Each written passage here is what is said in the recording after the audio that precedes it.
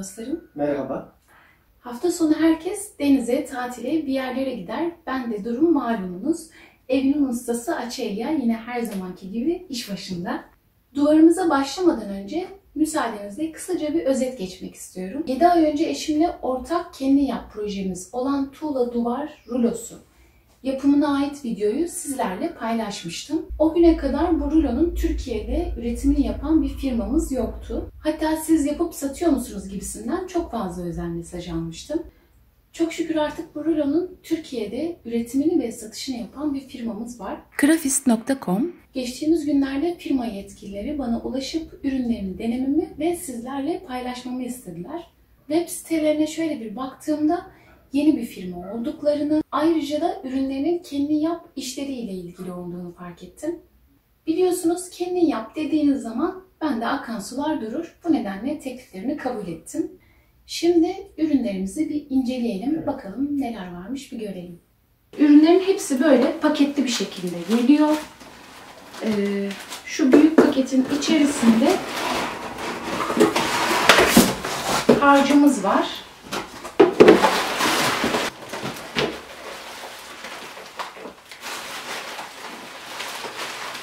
Fleximent harcımız bu şekilde. 22 kilo var bunun içerisinde. Şimdi diğerlerini açalım.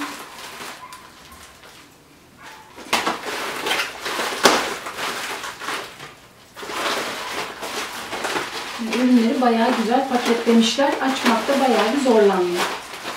Şimdi bu sıvı kalıp ayırıcı bu şekilde.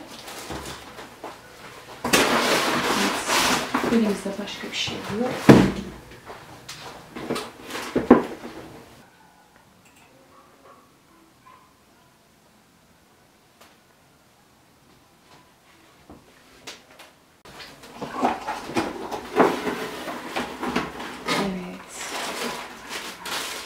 Bu fısfıs şişemizin fısfısı, kalıp ayırıcının ve rulomuz. Hemen şimdi bizimkiyle bir karşılaştırma yapmamız lazım. Ruloyu, değil mi? Şey de koymuşlar değil mi? Desen.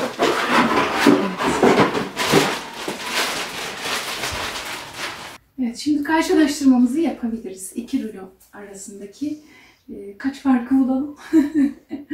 Farklı yani. Bizimki ikili, bunlar üçlü. Evet. Bizimki ikili sadece, daha küçük yani. Bunlarınki üçlü.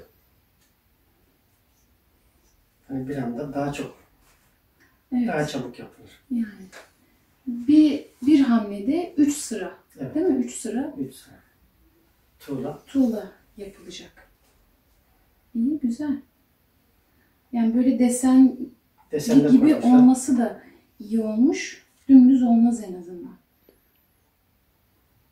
Güzel. Hadi başlayalım mı? Başlayalım. Tuğla duvarımızı yapmaya başlamadan önce harcımızı daha sulu bir kıvamda hazırlayıp duvarımıza ince bir şekilde sürüp kurumasını bekliyoruz. Bunu yapmamızın nedeni ise harcımızın duvara sağlam bir şekilde tutunması için.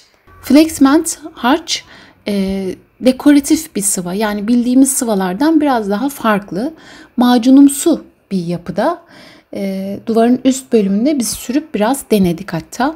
1 kilo harca 330 gram su ekleyerek oluşturuyoruz harcımızı.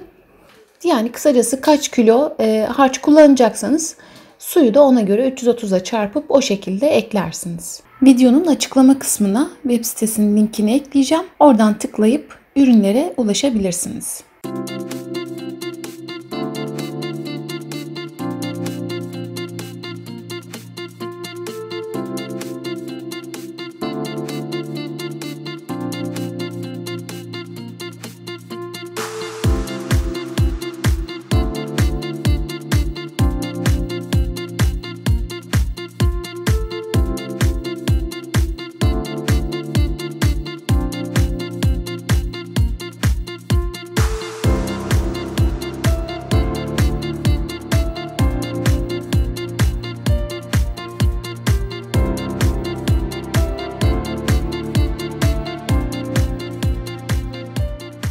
Şimdi bizim tuğla duvar rulosu yapılış videomuzda ne demiştik? önce duvara harcımızı süreceğiz. Daha sonra da üzerine naylon sereceğiz ya da yapıştıracağız. İşte neyse.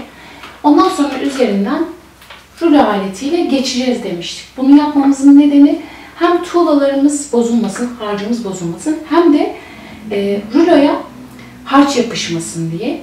Çünkü onda harç yapışıyor gerçekten. Her defasında temizlemek de ayrı bir işkence. Şimdi bunda sıvı kalıp ayırıcı yapmışlar. Aslında en çok hoşuma giden de bu oldu. Bunu hem ruloya sıkıyoruz hem de yapacak olduğumuz alana sıkıyoruz. Bunun amacı harç hem ruloya yapışmıyor hem de bozulmadan güzel bir şekilde tuğlalarımızı yapmış oluyoruz. Bakın böyle bu şekilde her tarafına eşit bir şekilde sıkıyorum. Daha sonra da yapacak olduğum yere böyle bu şekilde kalıp ayırıcıdan sıktım. Şimdi bu şaşırtmalı tuğla duvar deseni veriyor. Yani yapacak olduğumuz yere şöyle göstereyim. Düz kısımları var ya, onu bu şekilde denk getirmemiz lazım. Yani burası, bu düz kısım bir böyle gelecek, bir de tam tersine gelecek. Öyle yaptığımız zaman tuğlalarımız bir düz altına 2 tane, bir düz altına 2 tane gibi geliyor. Umarım anlatabilmişimdir. Şimdi bunu bu şekilde koyduk. Daha sonra bastırarak çekeceğiz.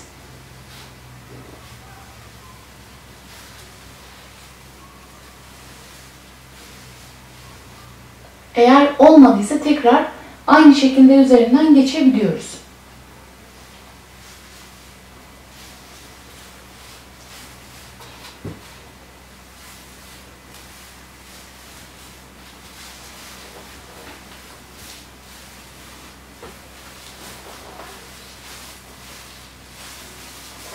Hop! Sona kadar götürdüm. Şimdi aynı denk getirdiğimiz zaman görüyorsunuz değil mi? Bakın şaşırtmalı dedim ya. Şöyle şunları bakın. Mesela aynı ben orada denk getirmedim onu. Tam denk getirmedim. O yüzden ikisi alt alta indi. Yani normalde onu tam şurada en başlangıç yerinde ayarlamamız gerekiyor ki şöyle olsun mesela. Bir düz çizgi gelsin. Altına 2 tane yarım. Bu şekilde. Bir tane de düz.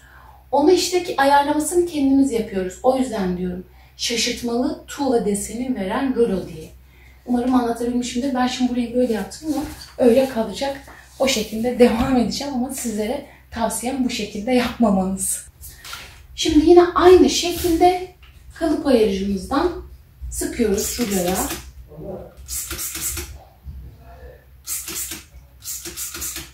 Daha sonra yine harcımıza sıkıyoruz.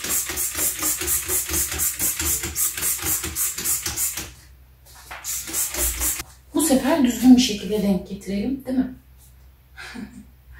Bakın, şu düz çizgileri tam şurada ayarlamamız gerekiyor ki tuğlalarımız şaşırtmalı olarak devam etsin. Hemen tam bu çizginin, bu altındaki çizginin oradan devam etmemiz gerekiyor. Şimdi bu düz ya, bunun altına 2 tane tekli getirmek için tam ortadaki düz çizgiyi buraya, kapının bu kısmına getiriyorum. Başlangıç çizgisine yani.